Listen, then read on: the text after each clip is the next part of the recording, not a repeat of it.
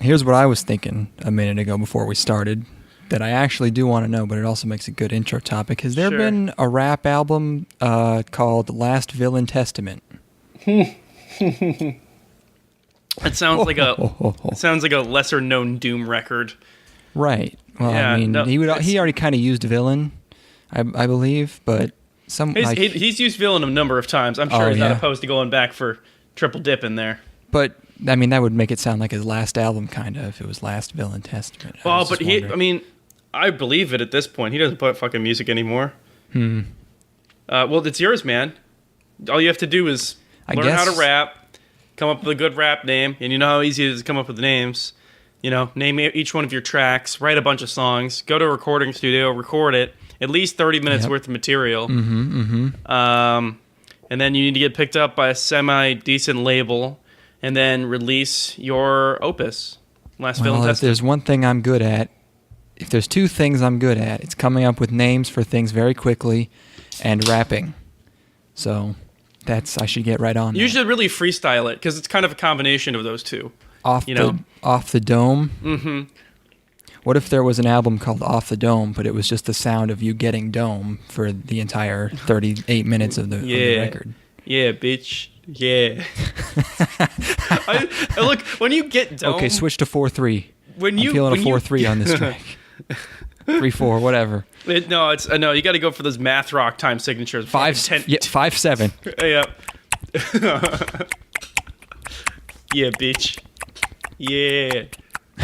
Clown on that bitch. I feel like dome is specifically, like, you can't say anything really intelligible while receiving dome. Like, getting head, you know. Dome is really good. Receiving a blowjob is like, oh, man, thanks. This is really great. I'm enjoying this. But, like, getting dome is like, yeah, bitch. Where's brain in there? Brain is like your eyes roll back into your head and you start gurgling. Okay, what's getting top? Getting top is like when you're so soused that you can barely stand up. You know what I mean? Okay, like it's like, oh, she getting that toppy, a little bit of sloppy toppy action, and and you know, like you're in like I think you need to be in a public bathroom to receive top. Okay, but dome is like dome is the holy grail. That's the sweet spot. Like, because you can, you know. You can get some dome and go on with your night. Getting brain, you're out of commission. You know, like you can't perform after getting brain. That's minimum 24-hour refractory period after getting some brain. That's like, you might never come again. You know, like, but break your penis muscle. When you're getting brain, like, they're specifically trying to work their way up in your rotation. They're trying to become that number one side hustle. You know what I mean? Like, they're probably sitting in like the 2 or 3 spot right now, and they see that spot's theirs for the taking if they can just make that mouth work. You know what I mean? Brain implies dedication, you're saying. Yes, which makes sense considering the name. You know, they're using their noggin. More ways than one. Exactly. Yes, I think we've really sorted this out. Great. Well, my new album, I'm going to bleep that out because now I need to make Last Villain Testament. It's going to kind of sound like I'm a vampire, but... Bleh. I want to steal your bike. Speaking of brain, I'm bad at lucid dreaming. I don't know if it's a thing, but like, you know, people like have... No, there was an instance recently where I had the opportunity to, right?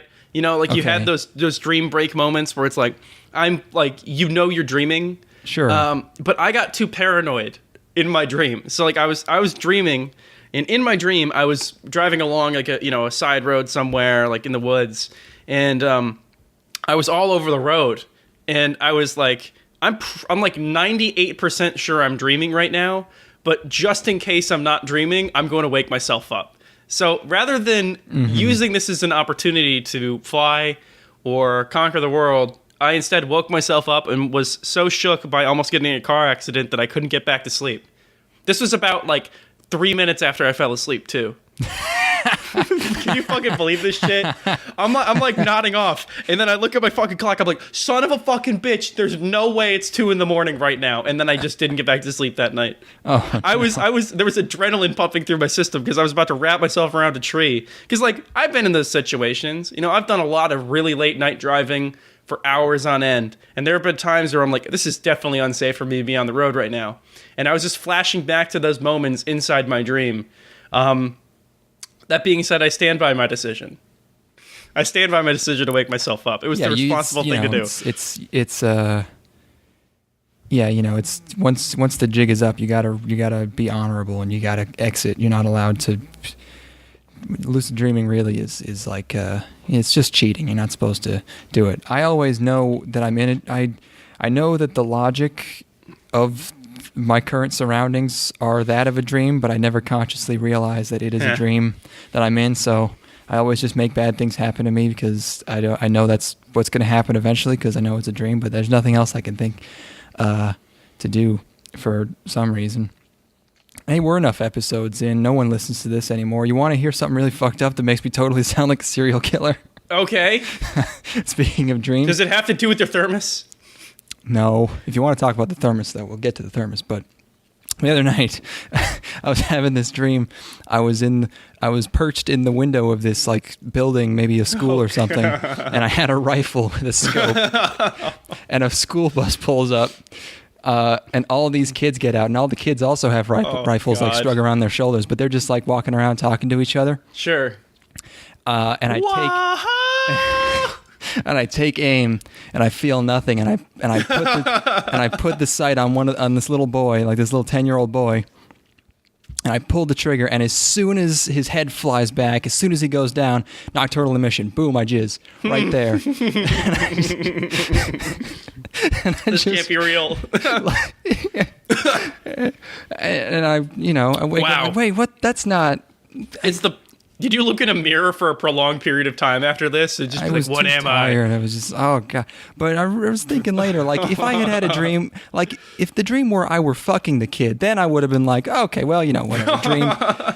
Dreams they're not literal. There's no real. It's just a random neurons firing off, whatever. This makes me worried. Oh my God. Like, what's going on up there? Why? What's the? No, I got him. It was a good shot. This is a semi-related. I had a dream that I pissed myself the other night. That always sucks. And I woke up and I'm like, oh, thank God. I had to check. Yeah. I had to check that I didn't piss myself because you have those dreams when you're like 6 or 7 where like you think you're in your dream or going to the bathroom. Like that was the thing that got me every time when I peed myself when I was a kid, right? Mm-hmm. It's like in my dream I had access to a bathroom, but in real life I was just in my bed sleeping. Yeah. But this time it's the inverse. Okay. Yeah. Yeah. I did not pee myself. Yeah. I'll have a dream where in the dream I have to poop real bad, and then I wake up and even if I don't feel it, I'm like, oh, that means that's how I know it's gotten bad. That's how I know it needs. How regular are your movements, man? They're fine right now. Okay, because I've had times when I've had rough times. My movements are so good because I'm always eating that Greek yogurt. That just makes everything all perfect. I eat tons of Greek yogurt. It doesn't do anything. Actually, maybe did I stop for a while? Was causing problems? I don't know, but it's. So I've been. You and I now have a shared interest in diet, and that you like have gone completely health conscious in your diet. I was, but then I entered big boy season, and now I'm just eating. You're bulking. I respect it. And bread, yeah. But I switched for the longest time from ground beef to turkey. Like I was just eating ground turkey instead of ground beef and everything that I cooked. Yeah. And I bought ground beef again, and I ate it. And first of all, I didn't get good beef. I totally cheaped out and got like the tubes that you get, rather than like fresh ground beef. Sure. And that was a mistake because it wasn't it wasn't great. When I cook up a burger, I'm cooking it up fucking right. Like I'm doing the damn thing. Oh, you made a burger out of ground beef. I cooked a cheeseburger using ground beef, and which is my preferred way of doing it because then you can season it however you like. Sure. So the burger wasn't great, and I ate it, and I was lethargic all day long because I'd eaten beef for the first time in like weeks, and just completely destroyed my body. And then I ate the rest of it today, and I don't know. I don't know, man. I think I might be only eating ground beef in the context of a delicious, delicious Tex-Mex meal where I go in with the expectation of being broken all day. I feel like lean meat's kind of overrated. Like, fat tastes good. It's still filling. You know, it's not like you're getting... it's not like it's just empty calories or something. You eat a nice greasy thing, it's going to fill you up more than a bunch of a very lean thing.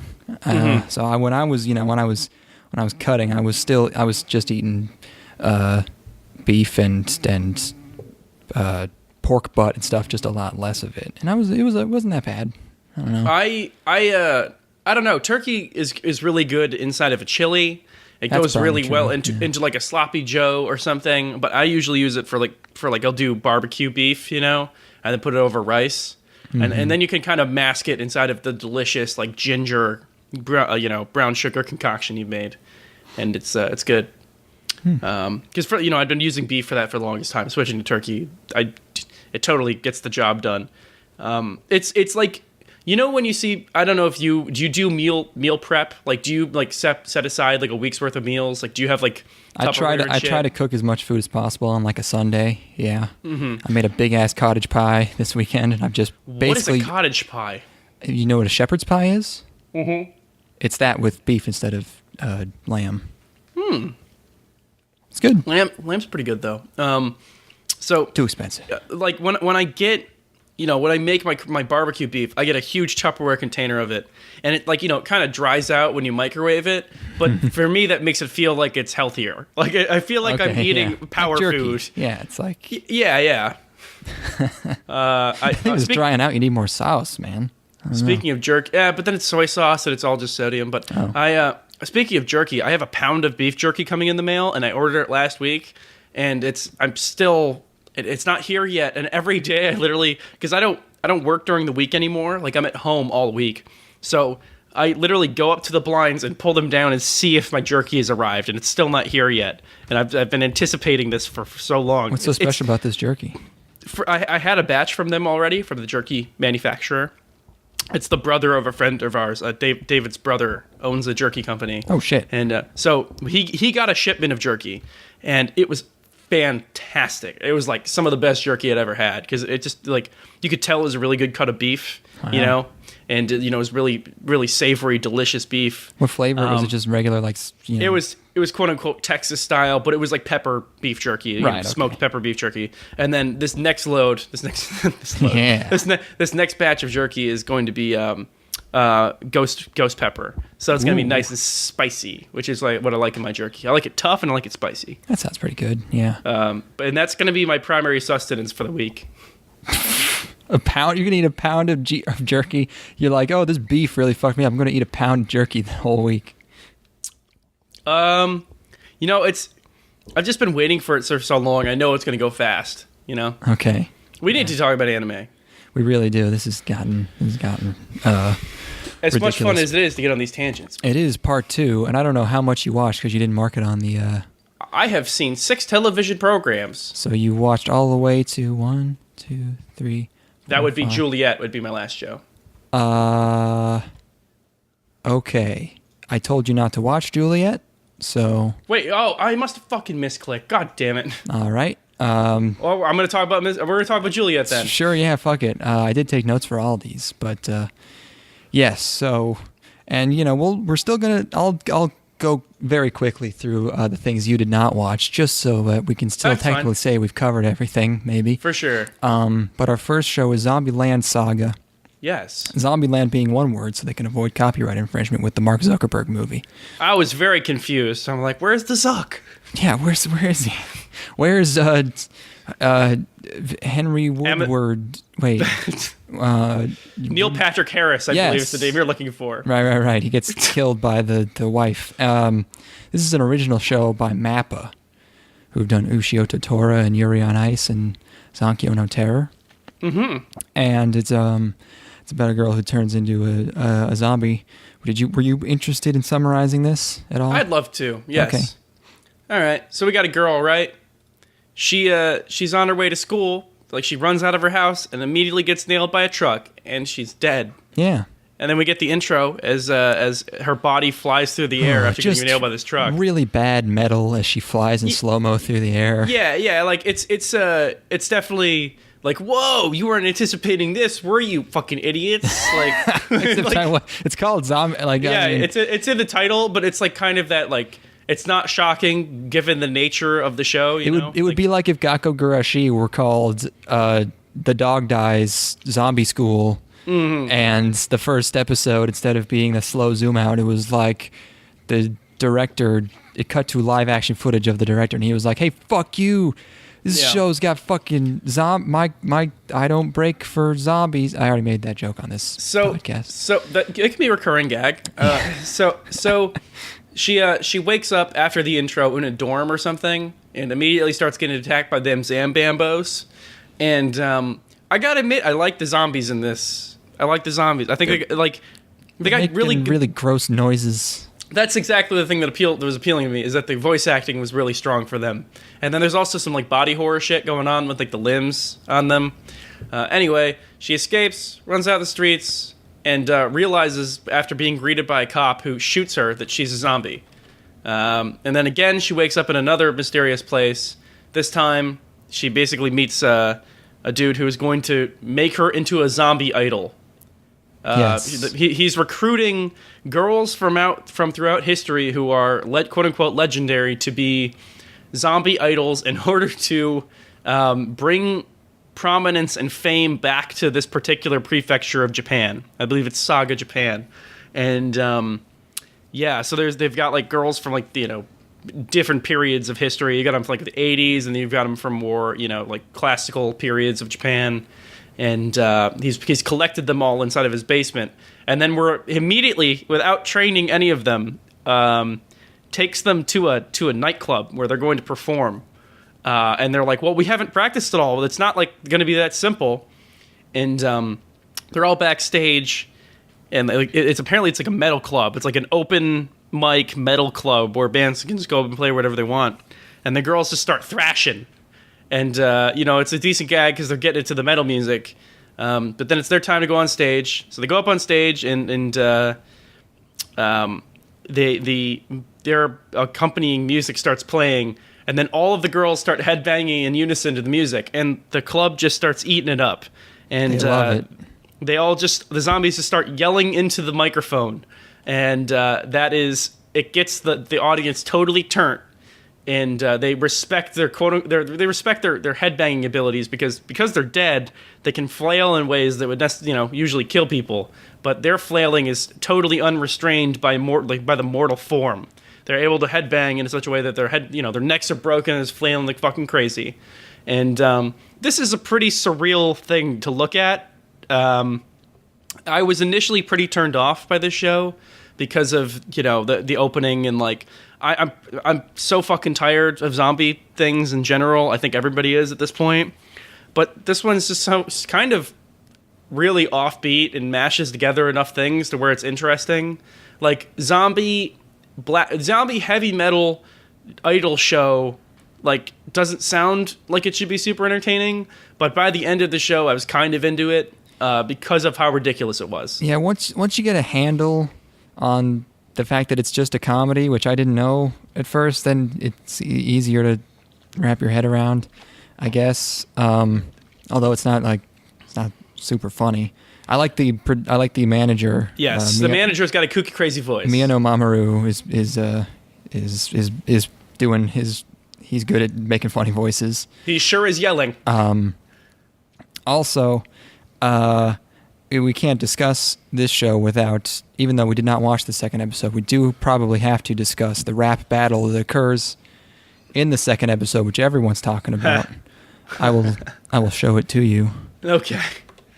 Oh God. I'm watching it. Okay. I'm gonna watch this right now. This is fucking surreal. I think this is what Romero wanted when he invented the genre. Like when he was conceptualizing the zombie for mainstream consumption, he was like, someday Japan's gonna pick this up and they're gonna achieve the ultimate form of this. And I think Japan nailed it here. That's really something. Holy shit. It's like, it's dumb, but why is it so well animated? It looks so good. I basically only watch it with my head on a tilt. Like the entire time I was just like, like watching this. I'm like, what? It's working. It's working, and it's a horrible Frankenstein monster, and it shouldn't work. But again, by the end of the first episode, I was kind of into it. Yeah. And I guess apparently they actually start talking in the second episode. Yeah. Well, actually, I believe it's at the end of this one or something. Yeah, at the end of the first episode, the other girls wake up because only the main character had been, sentient at that point. Yeah. I don't know how that works. Fuck it. Yeah. Okay. Well, cool.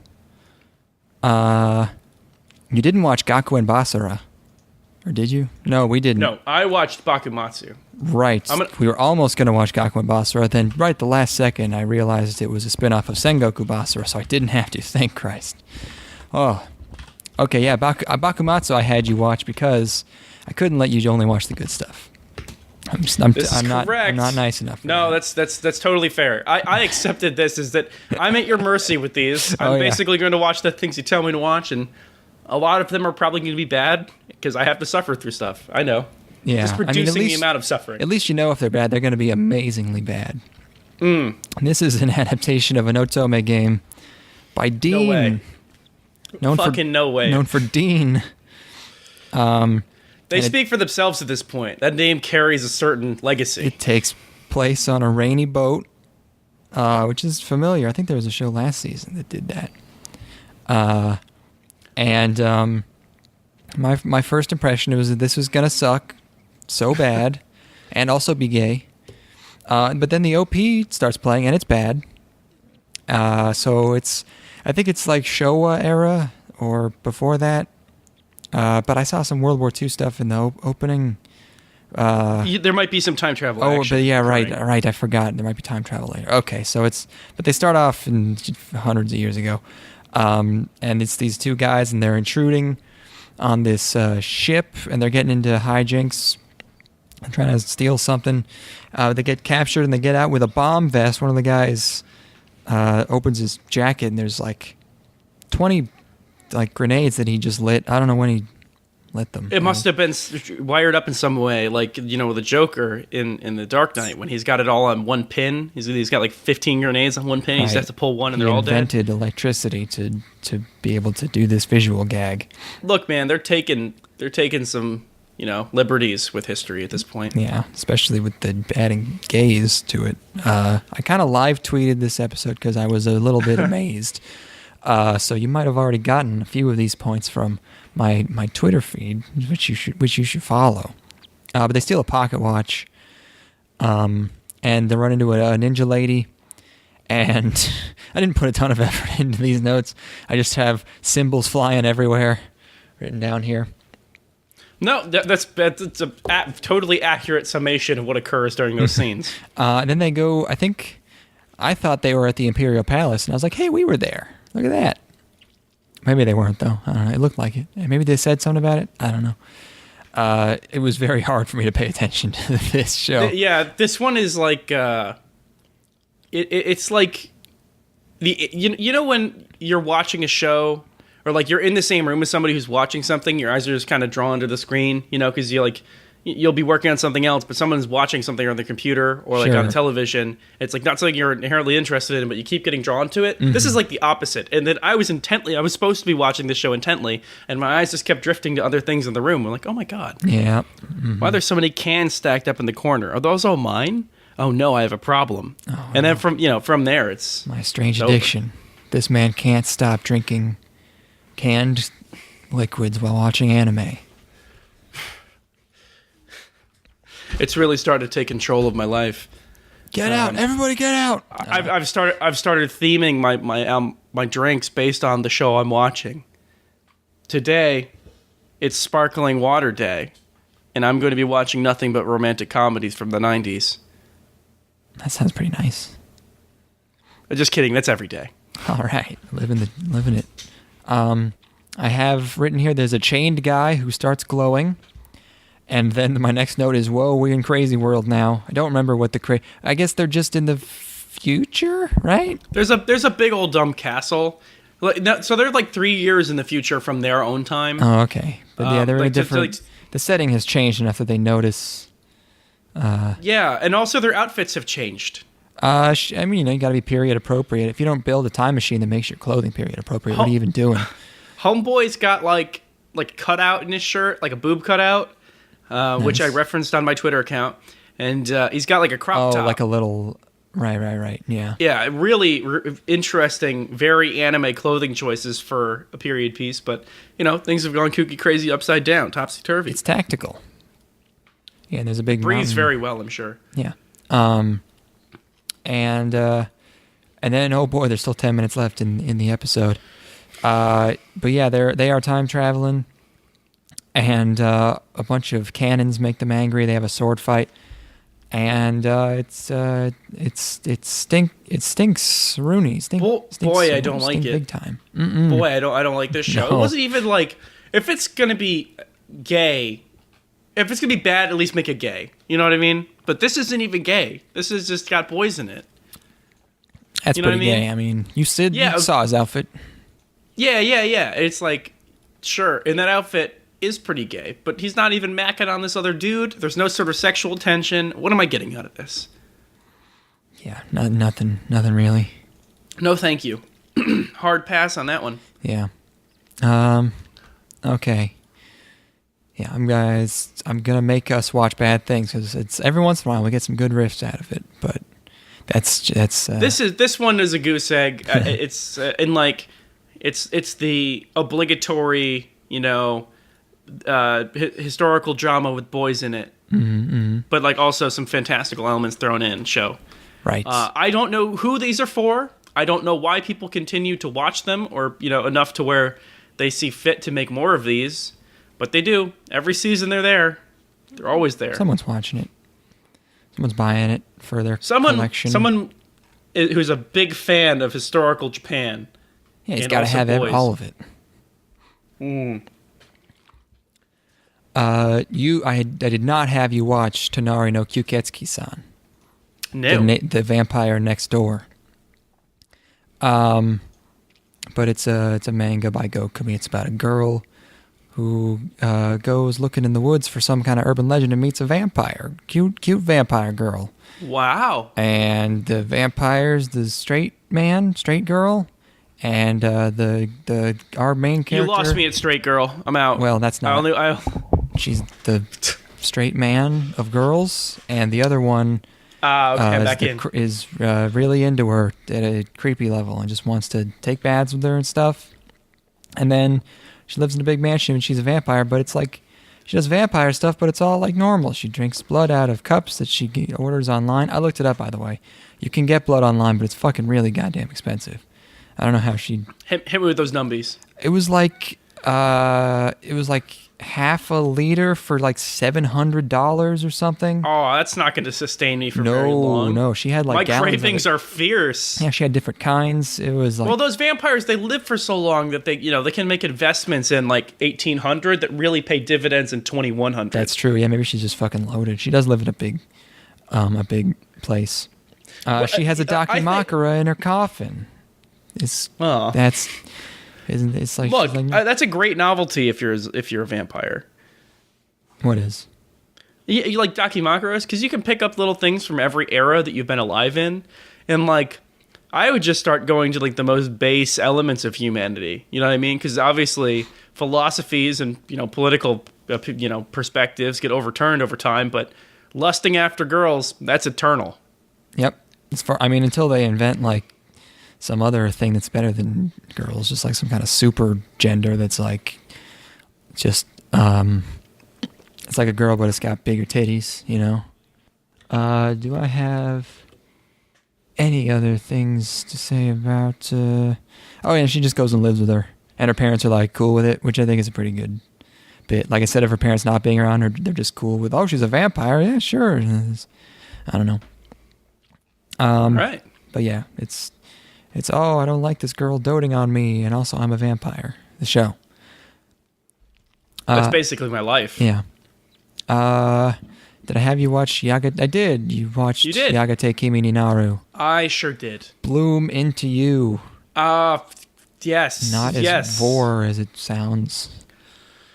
Okay, we got this girl. It's a manga by being adapted by Troika, the Aldnoah Zero, and Sakurako-san and Recreators people. Well, you may continue. We got a girl, and she's trapped in this world of incredibly washed out images, where there is so much light to where it blows out the entire screen.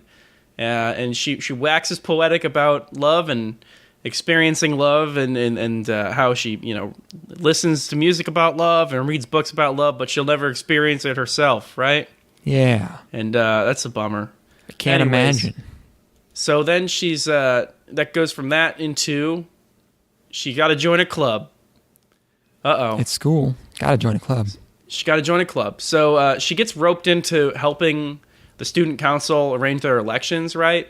And that basically just results in her going to the student council club room. She gets led there by a member of the student council who's particularly attractive. She has a certain magnetism to her. She's like a senpai who, all the boys like her, and some girls like her. And she's just a very magnetic person. Handsome woman. Our girl's got herself a big old crush. She's got a crush on her senpai, and she can't even. No, she doesn't. What do you mean? I don't think she does. I don't remember that. What do you mean? I don't remember that happening. The main character having a crush on her senpai? Yeah. She thinks she's awesome. Yeah, and she thinks she's cool, but she can't talk about it with any of her friends. Can't talk about, but she says to their friends that she thinks she's cool, and then when she confesses to her, she's all confused and doesn't know. I think that's. Well, I think she's confused in her own stuff. Like, she's got a crush on her, but it's not something she can immediately rationalize. I don't think it's ascended to that level yet. She's like separated from her friends because she's thinking about this other girl, man. There's a whole sequence where she's drifting away inside of a black void from the conversation that her friends are having because she's fixated on this other girl. They're just good friends. I don't shock. So there's the senpai, she's very attractive. Guys ask her out, even some girls ask her out, but she ain't never gotten the tingles from getting asked out. They're having a conversation about it, right? And the senpai's like, yeah, I just never really, my heart's never been aflutter when anybody has asked me out. So they eventually get some alone time together in the club room because main character shows up early one day, and she wants to ask her about. She just got. Our main character was just asked out or confessed to by her friend, and she didn't get no tingles either. She was not aroused, and so she calls her friend with her senpai in the room and rejects him over the phone. And then after that, the senpai takes this as an opportunity to abuse her power and then approach her in a sexual way. So she takes her hand. A little editorializing in there. And she takes the opportunity to really Louis C.K. this bitch up. And again, you're remembering things I don't think happened. So the senpai takes her hand, and my next note is, "Oh boy, here it comes!" 4 exclamation points. The senpai confesses to our protagonist, and just imagining you watching Louis C.K. lock a woman in a room and jerk off, and be like, "Oh boy, here it comes! He's gonna do it! Oh man, go Louis, go!" So my next note is then yee, because it kind of like fades to white after, like it looks like they're gonna go in for a kiss, right? Or because doesn't our protagonist kind of close her eyes and go in? That seems a whole lot like she's kind of reciprocating, she doesn't seem like the kind that can resist. She's too... I mean, how could you resist the senpai? Yeah. But so, this is like only 18 minutes into the show, and then there's a post-credit sequence, which is like 3 minutes long. Oh, yeah. And I don't know why it was separated like this. So like, we cut to like inside of the club room, and the elections are happening or something, or like they've done a good job of planning the elections, and they're having a party. And our protagonist is looking back on the instance that occurred where I thought they were going to mac, but instead there weren't no kissing at all. She pulled the senpai pulled her hand away and let go of her. First and apologized. episode kisses are for shoujos, not lesbo stuff. And then the rest of the episode is just some boring club shit. A little bit. And I'm like, well, what the fuck? I thought we were gonna end the episode in like this crazy make out cliffhanger, but then there's way more show after that. And I was pretty upset by the pacing screwery there, or fuckery going on there. I like the art style. This has got to be based on a visual novel, right? Did you say who this was adapted by? It's a manga. It's a manga? Yeah, everyone, I think the characters look, I think, fine, except the older girl, the senpai, she looks very, like, plain. She's supposed to be good looking, but she just has a really, really sharp chin that makes her look kind of generic. She's a classical kind of woman. Everyone else is okay, though. It's the character designer of Onagai Sensei and Onagai Twins. Oh, wow. And Amagami SS. Well, this is way less explicitly pornographic looking, so I don't know. I like the look of this show. The bloom is like ridiculous at times, but I don't mind. So it's not horribly distracting. I thought there was immediately more romantic interest from the character than you did, but different takes. It's a show that's open to interpretation. It's really got layers to it. It doesn't reveal itself immediately to you. You kind of have to. It's a puzzle box of intrigue. Yeah, it's a show about a girl who's a lesbian. It's fine. I don't think it's great, but it's alright. I've seen way worse. Yeah, I'm gonna keep watching it because you know why. But yeah, this is okay. Oh. You're really invested in the plight of the homosexual community. They don't either, and they're not even gay. They're just Japanese girls. It's different. We haven't watched Index 3 yet. Nay. But we're gonna, and it's gonna be great. As soon as I finish watching all of Index 2.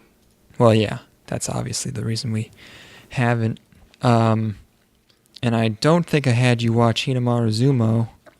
Nay. That's a manga adaptation by Gonzo. And it's about sumo. I'm looking at this art. What the fuck? Sumo, also known as Zumo. And it's about this kid who's really short and really, really muscular, but not fat like you'd expect sumo guys to be. Can I tell you something? Can I have an observation? Yeah. Based on the art alone, I think this main character is gonna suck. Kinda. I mean, he's a pretty generic, pretty standard cocky shonen protagonist, and he's going to be the best in the world, and he's going to reach the top level of sumo, which is called something. Super sumo. He sees a girl get groped on the train, and he catches the guy and like forces him down, but then when the cops show up, he's just wearing like the sumo diaper with a shirt, so they arrest him instead. And he's checking out this high school for its sumo club. And he meets a member of the sumo club, and they spar real quick, and then he realizes he's at the wrong school, and all the other members of the club are delinquents. So he's like, "Okay, see ya." And then he comes back later, and the kid in the club's getting bullied. So he challenges the leader of the delinquents to like a duel. Except the duel is he has to endure getting punched in the face for 10 minutes without resisting. And that's how he wins. And he does it. And he doesn't move. 10 minutes of getting punched full force in the face. And then he punches the delinquent really, really hard after 10 minutes is up. That's basically my review of Maid. It's like, it's getting punched in the face for an hour and 50 minutes. It's like getting your shit throttled. Man. Over the top, totally extreme experience. Absolutely epic out of 10. It's and then he obviously he joins the shitty school instead of the good school because he made a friend. Yeah, I don't know, it's pretty boring. He's really short. It's a show. It's a shonen sumo show, huh? Yeah. Yeah. All right. Yeah. Uchi no Maid ga Uzasugiru. Yes. Wait, how long? Let's take a quick break. Okay. Okay. Yes. The Maid Show. This one's by Dogakobo. I like them. It means our maid is annoying. So, I was annoying, huh? Annoying. I was expecting a really realistic take, like, she's just gonna be talking on her phone all the time. She's gonna be speaking Spanish exclusively. She's gonna be stealing. Annoying is a pretty specific term. Our lockets and jewelry are gonna start going missing or getting misplaced. She's gonna be fucking bringing her kids over, eating all my Snyder's buffalo pretzels. Just fucking annoying ass maid. Turns out that's not really what the. No, it's not like really. It's not like a drama about discipline or something. It's more of a. It's comedy. It's like an anime. Have you seen anime? Is that like We're not doing this. Like Avatar: The Last This show Airbender? opens with a squadron of F-16s. Yes, it does. And I was trying so hard not to get my hopes up because it was like I was thinking about this entire time. Like Declan's gonna be amped about this first shot. It was like trying not to get hard. I was just like, nope. You're not doing this to me. The trick is to punch it really hard. Yeah. Just blocking my own frisson with the power of my brain alone. And then we go from fighter jets straight into this fucking opening, which is like, I can't explain it, but imagine the opposite of fighter jets. It's basically that. There's a pretty amazing juxtaposition that happens there. It's bold. I'll give it that. It's bold and also confusing. So this eye patch lady is at like a job hunter firm talking to this guy and says she wants a job where she can take care of a quote unquote white girl, which I was like, is that the subs? And I went back and she's like, oh no, she actually, I can't remember the last time I heard an anime use the phrase hakujin, which is white person, literally. But I respect it. I understand. But yeah, she's job hunting, and we get a flashback and see the reason why she wants this because she saw this Russian girl playing with her mom in the snow one winter, and she loved her. When I tried to adopt, it didn't go quite as well when I asked for a little black boy. It just didn't. I want one of those little darkies, and it just didn't have the same effect. Like a real lean one, like real low body fat, like you gotta. Yeah. I'm looking for somebody who you can toss around. I want like really looking for like the most spindly, jousting motherfucker you can pick. So I want to be able to pick him up, and he's gonna stand completely straight, and I'm gonna run into other people with him. Mm-hmm. Okay, so you got eye color, hair color. Do you have like the diameter of the wink wink, like a size? No, nothing. How about virility? Is virility something I'm that trying I to can turn ask my life for? into an Oscar-winning picture. Can you please, sir? You seem to be drooling all over the table. Can you mind? I have take a tissue, please. Give me one with an exotic name. Just give me a dark chocolate one from one of those foreign countries. You got any of them Ethiopians? No one ever has any Ethiopians. Even Ethiopia doesn't. There's Ethiopian food near me, which if you go into the restaurant, it's actually completely barren. Oh. There's no tables or anything. Hey. It's actually, they have food. They have food at the Ethiopian place. Yeah, no shit. It's a lot of vegetable skewers. Yeah. And the music as she watches this Russian girl play in the snow, like I feel like we're about to break into a Fiddler on the Roof song. It's just yes, it is a bit ridiculous. It's like the Tetris theme almost. It was that was my thought. It's like, did they literally just use the Tetris theme? It's like one note off or two, maybe. It's like it starts. It just sounds like that, which means it's like one note off. Yeah, that's the national anthem. But she got a lady crush on this girl, and she walks past a wanted sign on the same house for babysitting, and she climbs very, very convenient. climbs a telephone pole to see in to make sure it's the right kid, and the girl sees her and freaks out, and there's a really, really long, really like braggadocious, excessive animated sequence of the girl running out of her room and running down the stairs. Yes, the camera goes down the stairs with her and tracks with her. It's like, I like good animation as much as the next guy, but when you do it on something like that, you're really just bragging. It's just like, fucking yeah, we're so good at drawing shit. Have some more frames. Tokokubo motherfuckers. You filthy slut. And it is some pretty crazy animation. Like it's pretty loose. It's like the kind of like, it's like a lot of frames, not super on the character model, but it makes it a little cartoony type of animation. We made so much fucking money. Do they? I mean, I gotta assume if they're pumping out that kind of stuff. I don't know. You'd be surprised. But the maid eye patch meets the dad, who is really, really quick to be ready to give this lady a job caring for his only daughter, because she just walks in and he's like, all right, when can you start, basically. Mom is dead, by the way. And this is when we learn that Eye Patch is ex-mil. She was a master sergeant. And she does some CQC on this little girl, gives her a big mud hug. And then, of course, she has a bath. Maid shows up in the bath. She has an 8-pack. She finds some clothes that are too tight, and she has she's got some real girl muscles. She's a muscle broad for sure. Like total gym rat. How much real lunch pail kind of girl. How much fucking trenbolone does a woman have to take to get fucking 2 extra abs that don't even exist?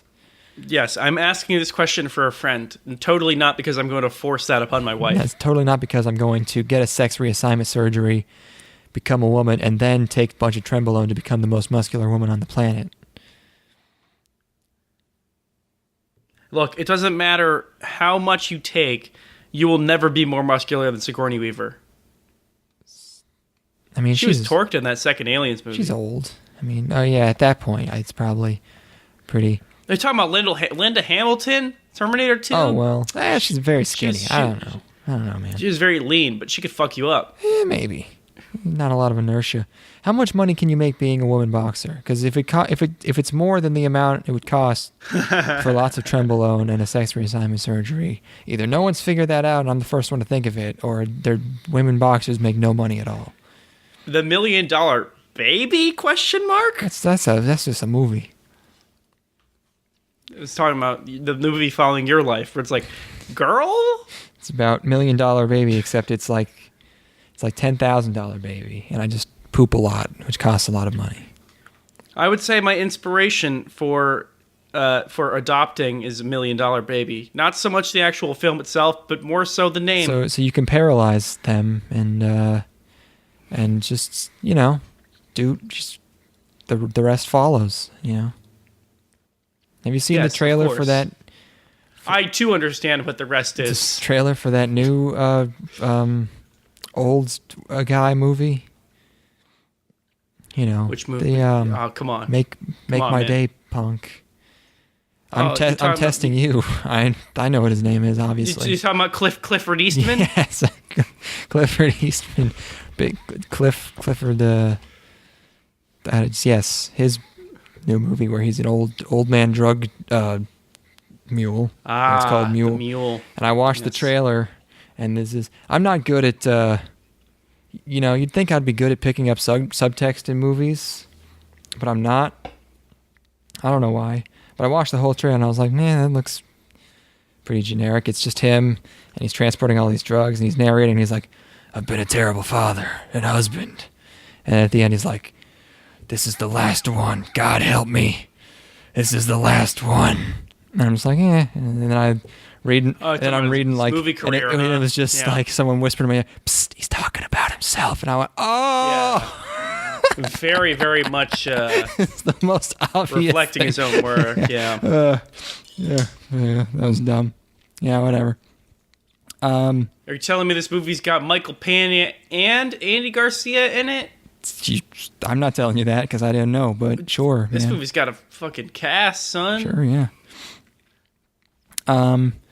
So at first it seemed like this eye patch lady was just like being like the overdoting, freak out,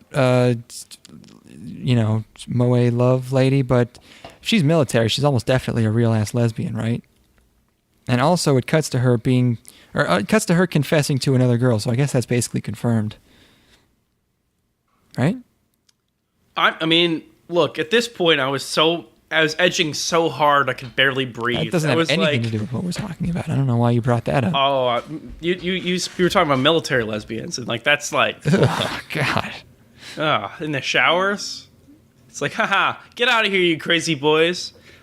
Is that you? I'm that's just you like talking one of the to boys. I'm going into the boys' showers because I'm just like one of them. Hey, girl. Horrible. Maybe I could braid your hair sometime. Yeah. Mwah. You want to be the beard? You have a being a beard fetish. No. This is me as the girl inside of this work. This Oh, work. this is autogynephilic. Okay. Yeah. I gender to me inside of my fantasies is totally fluid. Okay, sure. I mean, I think you can just imagine yourself as a girl. I don't think you have to create some kind of logic where gender is fluid to just imagine yourself getting fucked by 8 dudes in a locker room. No. I'm fucking another girl in the showers. You haven't even listened. Oh, okay, I get you. You'll never understand me. You said you were going into the boys' shower. I mean, what do you expect? Yeah. This is look. Here, let me set the stage for you. This is too complicated. Why are there so many layers? Let me set the stage. Let me set the stage. Just be munching some car. Like I don't know. I'm trying to establish clout inside of my platoon, right? And to do so, I'm gonna go shower with the boys because I ain't scared. And I'm like, come on, other girl, come with me. Let's go shower together and show the boys what we got. Get fucked. And then the boys leave, and then it's just girl time. Because they're like, damn, those are some real girls. Like they're not as scared of us at all. And so you have to create a fantasy universe where first it's pretty elaborate. First of all, like you can change your gender very easily. It's completely fluid, and also there's no gender transfer. That happens before the fantasy occurs. Once I've entered the fantasy, I am a woman. Okay, but also it's where all military men see a bunch of naked girls and go, let's get out of here. Well, they all immediately go back to their locker rooms and they're like, that was making something tingle inside of me. And they open their lockers and see a picture of their girls back home, you know? Every one of them sees a picture of their girl and starts to jerk it. Yeah, in unison. Oh, fuck. They're like, I couldn't do that to Sally, Becky, Veronica. Why'd my shower have to get ruined by those naked girls?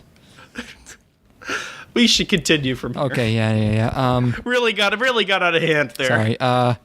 Yeah, this show's very formulaic. It follows it just sort of does the same thing over and over again where girl doesn't like that the maid is doing something. Maid turns out to be extra good at the thing. The girl gets outskilled. The maid reminds the girl of her mom, and that's when she gets extra mad. Rinse and repeat. So she's really not happy with the maid. So, she tries to catch her like being a pervert with her underwear. Turns out she's just washing it extra good because she don't wipe. Which is gross. The fuck.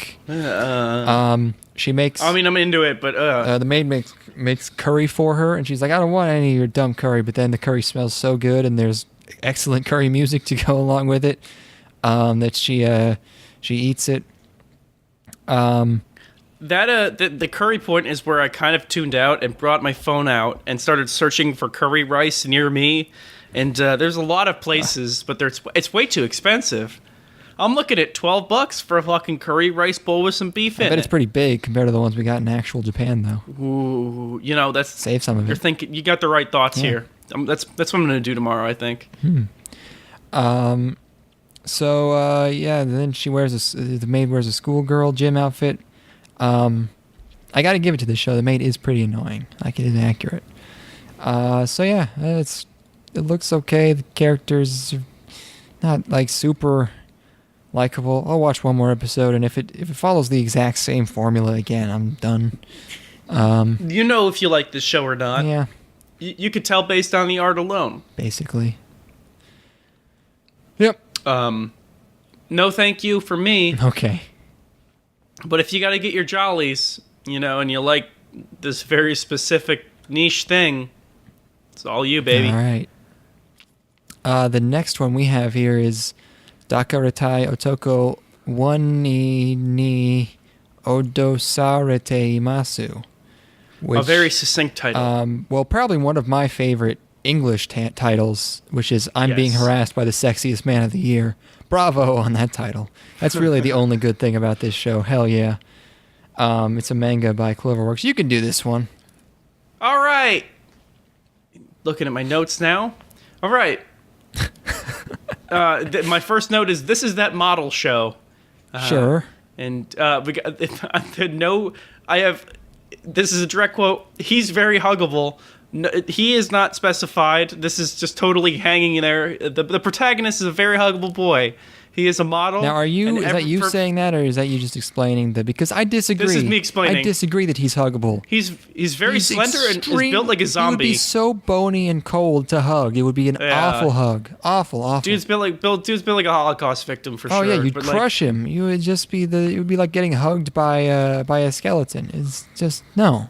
I don't have a ton of notes for this show because it's really. I would have so much more respect for this show if it's about huggable man. It should all be bear mode dudes. All just huge fucking, just furry daddies, as they call them, I think, on the internet. Yeah, like Bradley Cooper in A Star Is Born. Sure, yeah. So, what? Okay, so this guy is huggable, and he's voted the #1 most huggable dude in Japan for 5 years in a row. He's very successful. He was started as a child actor, and now he's a successful adult actor. But he loses his status as the most huggable man in Japan to this other dude. And then the OP because he reads a magazine and it's like, okay, I'm #2. Who's #1? And it's this other motherfucker, blonde dude or whatever. And so then the OP happens, and from this, I think this show might be a little bit gay. I think there might be some gay undertones in this show. For a gay guy, undertones. You think he'd be more excited about being #2. They love that stuff.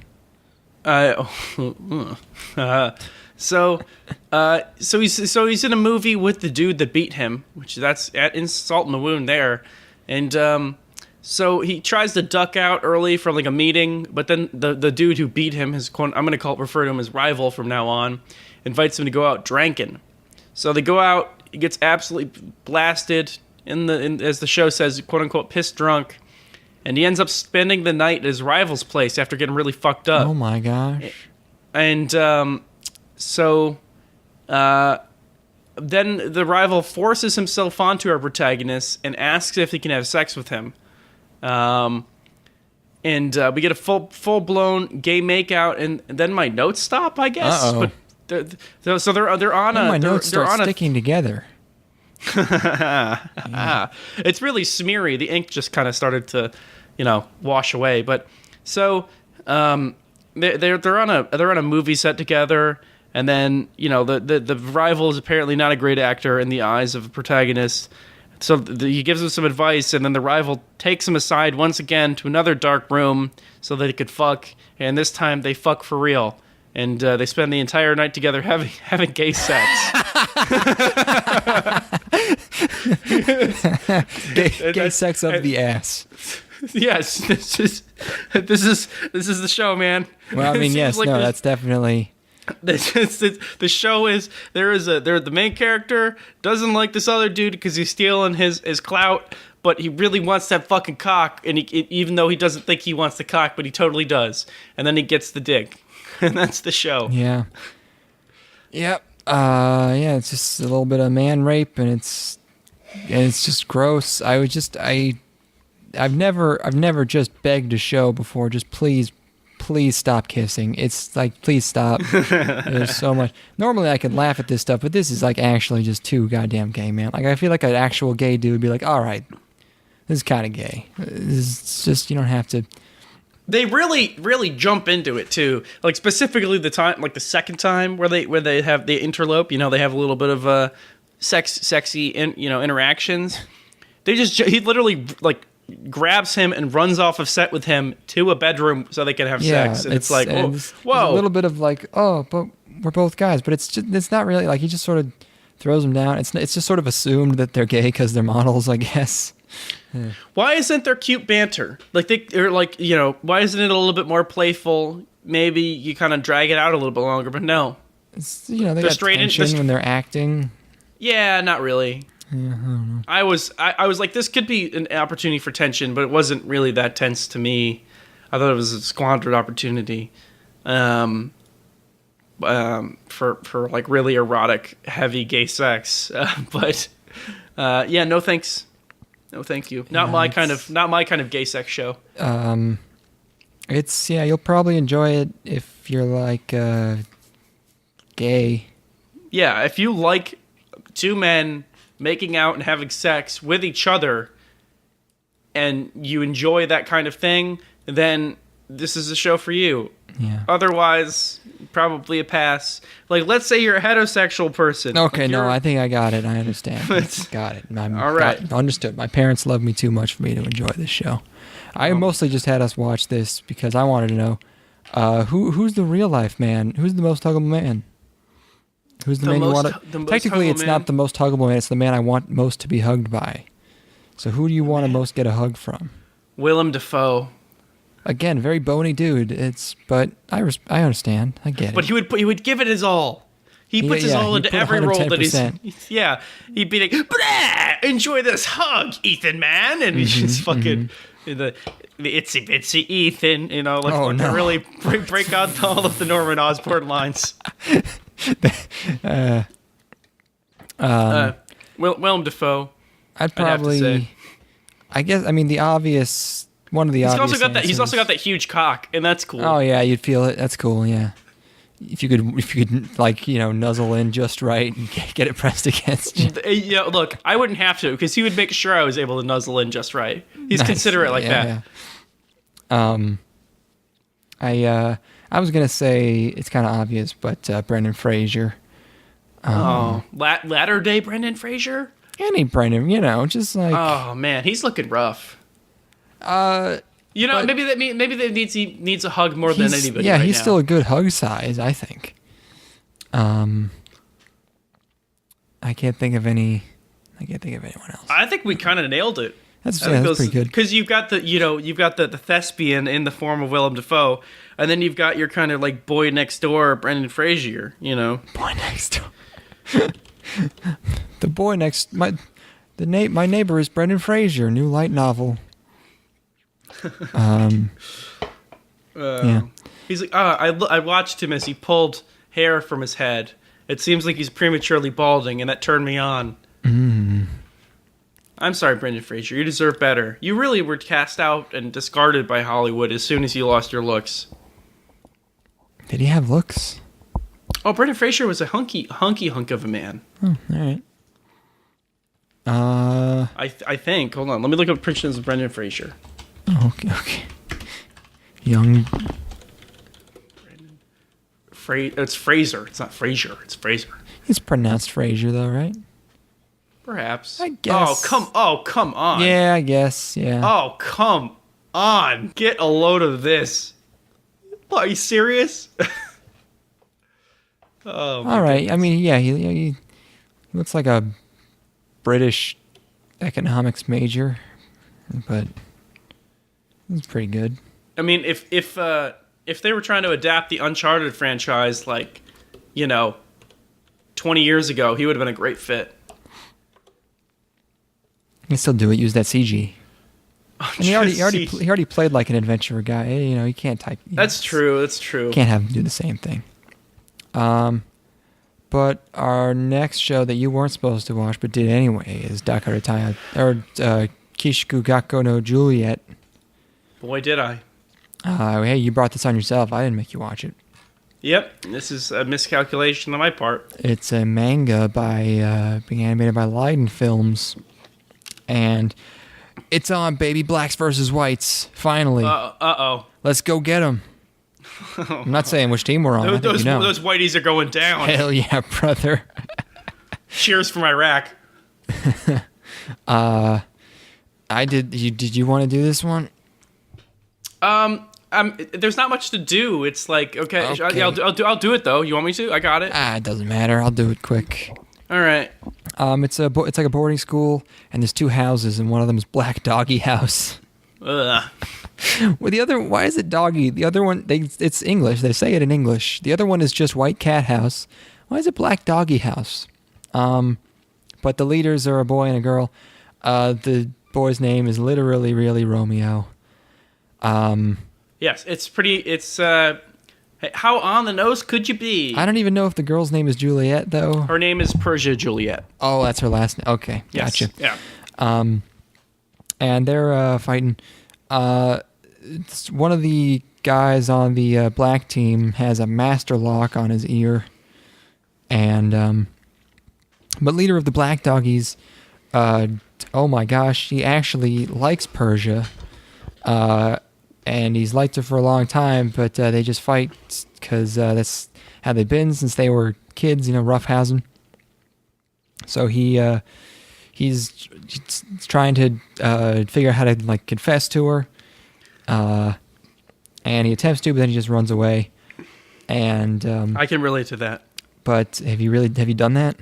Yeah, when I was a fucking bitch boy, and now I'm a fucking alpha dog. Actually, I guess I did that too. Take what I want. Nice. You take the pussy. I've been rereading Hell's Angels by Hunter S. Thompson, and I've decided to adopt the Hell's Angels mindset. Being gay. Oh no! You've really bought into the hype, didn't you? You watched that fucking Scorpio Rising movie, and you thought you knew everything it was about biker gangs. No, being gay is only a small part of it. Oh, okay. Yeah, that makes sense. I just sort of absorbed that from the zeitgeist. I'm not watching biker documentaries. What the fuck? It's not a biker documentary. Whatever you said, I watched. It's an experimental California film from 1965. Oh, come on, and they're man, gay what the in it? fuck? Is that why people think they're gay? They're pretty gay. It was shot mostly in New York, though. That explains it. Yeah, it was different back then. Everybody was straight in California and gay in New York, and now it's complete inverse. Yeah. No, it's everyone's just gay in both of those places, basically. I'm trying to gay it up down here in Texas. Anyways, where are we going from here? Juliet. Oh, well, I was explaining it, wasn't I? Yeah. So there's literally, it's gonna obviously it would be like the resolution to this if it were really cheesy is wait, there's no reason we're fighting, but there's literally no reason they're fighting, and if that's the point, then it's even worse. There's no established. It's because there has to be a fight. It's a plot. It's nothing. It's really bad Nisekoi. Nisekoi had... Oh, because, those were Yakuza. That makes sense. The territory... Yeah. It's like you stripped all of the logic outside of Nisekoi. And it's just wow, it's totally Romeo and Juliet. Montague, Capulet, blah! Yeah. Fucking... But, they kind of lose the Yakuza plot point very quickly into Nisekoi, and then it just kind of becomes rom-com. That was a sort of a minor, but yes, I get what you're saying. And apparently, it would be one thing if it were just really serious, but a sport, we got to fight, and it's, it's sort of like a sportsmanship thing. But then a bunch of these black doggies literally try to rape Juliet, and they got her pinned up against this hedge, and they're cutting her clothes open, and Romeo dives through the bush to save her, creating a very vaginal hole in the bush. And I don't know why they did that. What would Freud have to say about this? But she's very distraught and runs away, and then summons him to the fountain where she has brought two big swords to fight him with. And she confronts him and wants to know why he saved her. Though I thought the last 5 minutes of this show are okay. Asking a girl out while hitting her with a sword is a pretty power-ass move. Yes, I thought that was a good beat. in Yeah. an otherwise pretty drab and boring Yep. show. Yeah. Really samey, done before, bland, kind of redundant show here. Yeah, I feel like it's possible for me to enjoy some of the antics if you're good with them going forward, but for the most part, it's pretty empty. I do like him asking her out while fighting, and I will steal that for something someday. But I will never credit this show. You're just gonna be straddling a girl, beating her face in on the ground. Yeah, I think of you're really course. cute. You're the light of my life. Will you marry me? I know I just saw you behind the 7-Eleven counter. I know we've never met before. What's your? Do you mind giving you your name? Anyways, that's all of them. That's all from this third of the season that we've watched. Yes, 2/3. that's true. Okay, yeah, that's right. I guess that's the end then. Next time we're gonna watch Quadruple S Gridman, which again, the amazing goofs you're missing on my Twitter account. Okay, my magnum opus so far. I was like, hey, how about this? Quadruple S Gridsman, and he's a homosexual with AIDS. How about that? Very nice. I'm fucking so good at jokes. These are good jokes. These are good Twitter jokes. Thank you. Yes. Yeah, there's sick bants happening all the time. And by all the time, I mean about like every day or so. It's just me talking about my thermos. You really should get obsessive about your thermos. You should start like protecting it and like cradling it everywhere you go. I'm way ahead of you, bro. I don't know how else. Yeah, I don't know how else I would take care of it. All my hydration's where it comes from. I sent you a couple of pictures of Brendan Fraser, and I'm totally entranced by his eyes. It looks real good back then. Yeah. He was like, look at that face. He's got like a perfect. The jaw. It's like a 170-degree jawline. It's just pretty incredible. And he's got that, obviously artificially dyed hair, but I can live with that. And it's the kind of like calm, confident eyes, stern, but oof. Indiana Jones, but boy band, great invention of the 90s. Indiana Jones was the OG boy band. Yeah, all those girls liked him. I don't have any good way to end this podcast. Just try to. I got fucking flies all over my fucking room. God damn, man. I don't have anywhere to end this either. Shit. Okay. How about just start freestyling, man. Come on, break out some stuff for that record. Yo, this is my last Villain Testament. Okay. I ain't gonna rest a bit till I blast a bitch, and then I'll get on H&R Block to check out my investments. Ooh. Okay.